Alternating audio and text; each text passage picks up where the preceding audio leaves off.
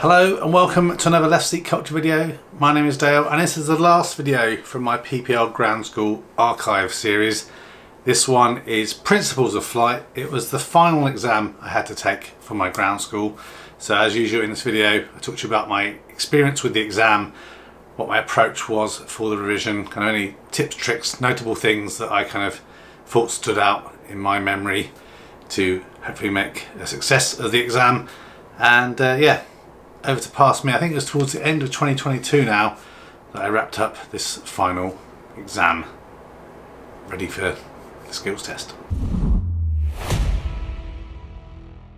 I've done it. I've completed and passed the PPL Ground School exam, Principles of Flight, 83%, which means I've got 2 questions wrong. In this video I'm going to talk to you about my thoughts on the Principles of Flight PPL Ground School exam, take you through again my process of learning and revising for the exams, and then just cover up what's left on my journey of getting my private pilot's license here in the UK.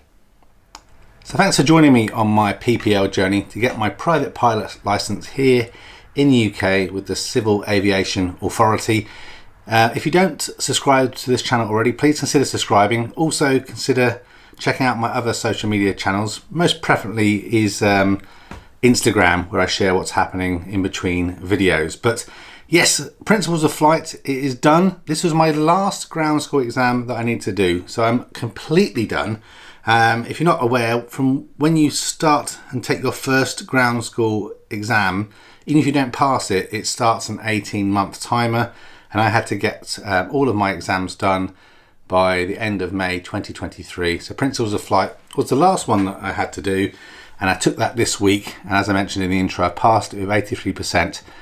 I was kind of 50-50 on if I was ready. For some reason, I'm not quite sure why, I've actually struggled a fair bit with this exam. I think I started to do a bit of revision back in must have been October, before I moved house, and then was struggling to get back into the mojo of studying for ground school, but really deciding to pull my finger out now I'm getting ready to do my kind of skills test and what have you in the future. So let me talk you through kind of the questions I got wrong, what I thought of the exam, and then remind you about the process that I take to do my kind of revision study process. So I got 2 questions wrong, and I think I mentioned this before. When you get your score, it tells you the couple of areas that you got wrong. It doesn't tell you the specific questions, but you can then look that up in the private pilot license examinations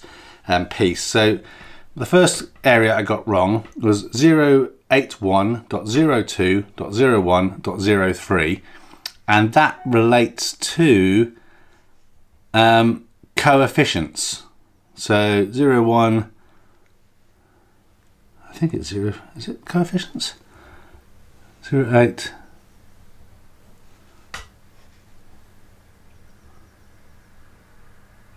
Eight, 02, 01, 03. No, actually, that was pressure distribution. So this relates to the 2 dimensions of airflow over the aerofoil. So I'm not quite sure why I got that one wrong. I do remember there being a question about, wind flow disturbance on the upper and lower parts of the wing, and then when you're deploying flaps, what happens, everything. So I clearly got that one wrong. Not quite sure why. That's not something that I would have said was a normal issue or concern into the study so far. Then the second question was 081.07, so 07, which is related to stalling. 0102, and that relates to stall speed. So again, I think I know what I probably got wrong on this one. There is a piece, and this relates to one of the biggest issues I had, and maybe it's an issue just with basic math.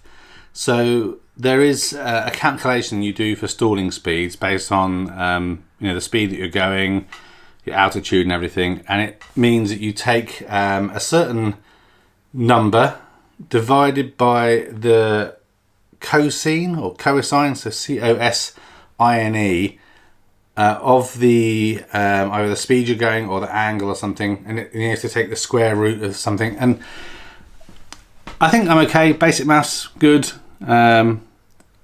Economy, I can't get my words out. Finance related maths is all good.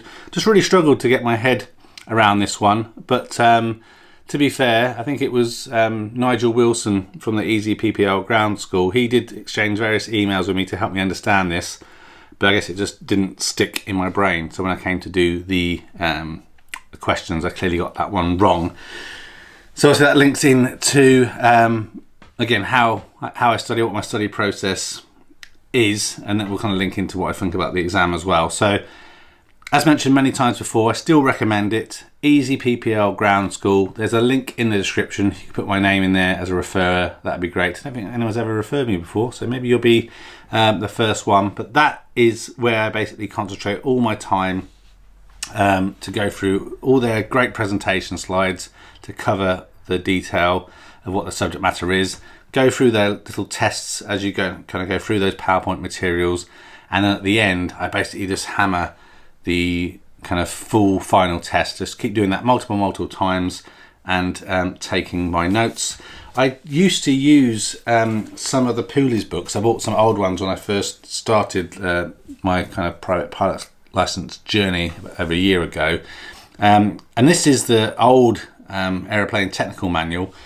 And again, I don't normally use this, but because I've been traveling and moving home, I had been taking this with me and having a little read through because it was easier on the plane. Didn't have internet access to access EasyPPL. But yeah, I really recommend EasyPPL. And let me just give you my stats on how much time I spent revising for this particular exam, and then talk to you about my notes and how I kind of put those together in the hope that that might help you if you're trying to do your exam as well. So I think the main reason I found this one difficult is just so many kind of formulas and references that may not necessarily always stick in my head. So let's just get the study statistics up. And when I talk about the things that don't always stick in my head, so you got VNE, which relates to red line, VFE, which relates to maximum speed on full flap, VNO, just things like this. I can remember the fact that something relates to never exceeding a max limit, but I can't necessarily remember it's VNE or something. So a little bit annoying. So let's see. So in terms of my study time, so principles of flight, I actually spent, not as long as I thought actually, even though maybe that's why it was a bit difficult. I should have spent more time.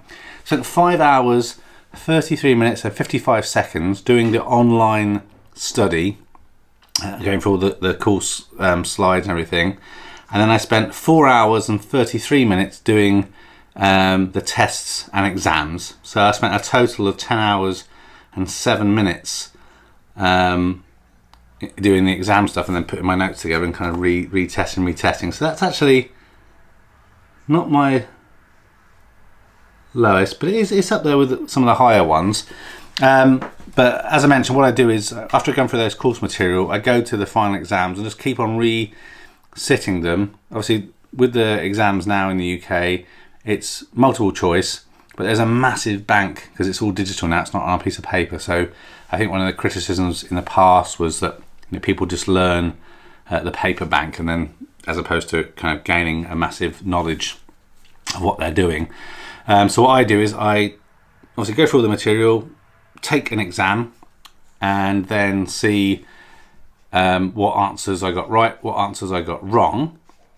And then the stuff I got wrong, I make notes of it on these little cards, and then I keep these cards in my sun visor in the car, so when I'm sat doing a school run or anything, I can just get one out and start reading through them.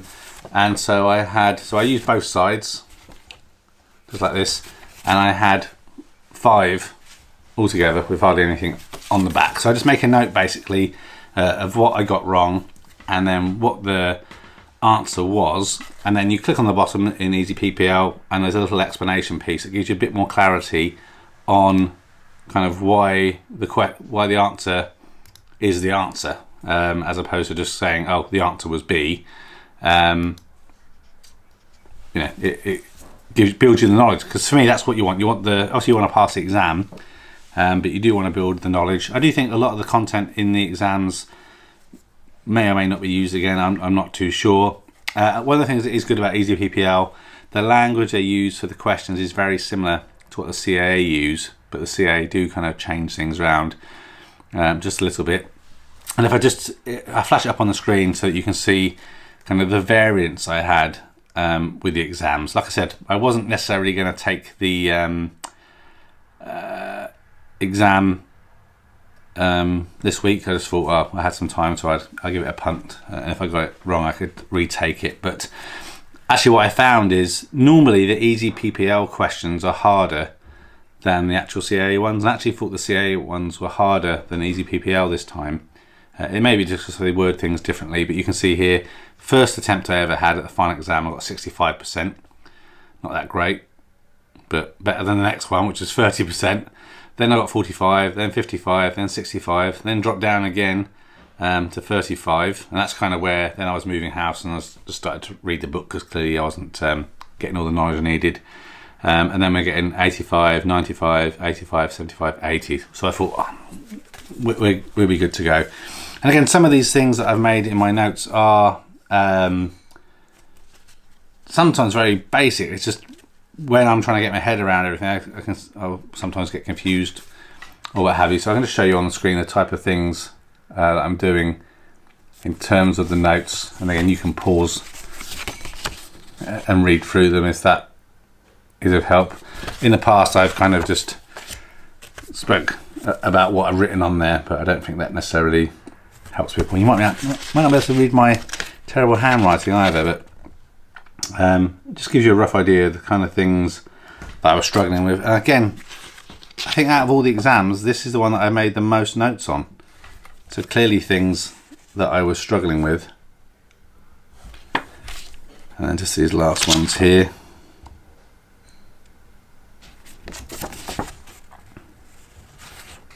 My hand in the right place might help you.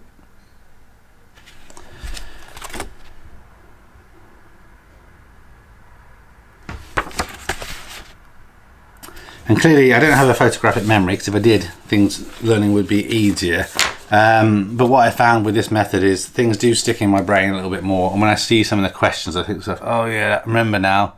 There was something about that, and I wrote it at the top of the page. Now you think, what did I write at the top of my little notes?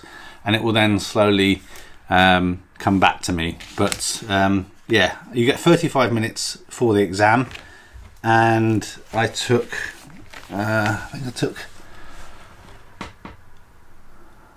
I'll put up on the screen how many minutes I took. I did write it down somewhere, but it didn't I seemed like I was in there for a lot of the time, but maybe I wasn't. So that's it. I'll stop waffling. Please let me know down in the comments if you have any questions. Let me know if you've taken this exam and what you found of it. Next to me is hopefully this next week I'll have the third attempt at my mock exam for the skills test.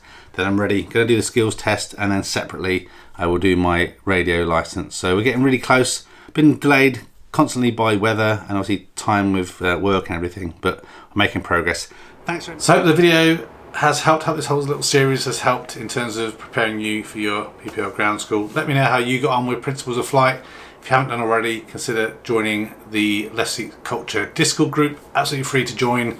Speak with me and other people in the Less Seat Culture community. If you haven't done already, please consider liking the video, subscribing. Also, if you haven't done already, it'd be absolutely fantastic to have you here on the channel. But all the best of your PPL journey. Let me know how you're getting on. But until the next video, take care of yourself, and goodbye for now.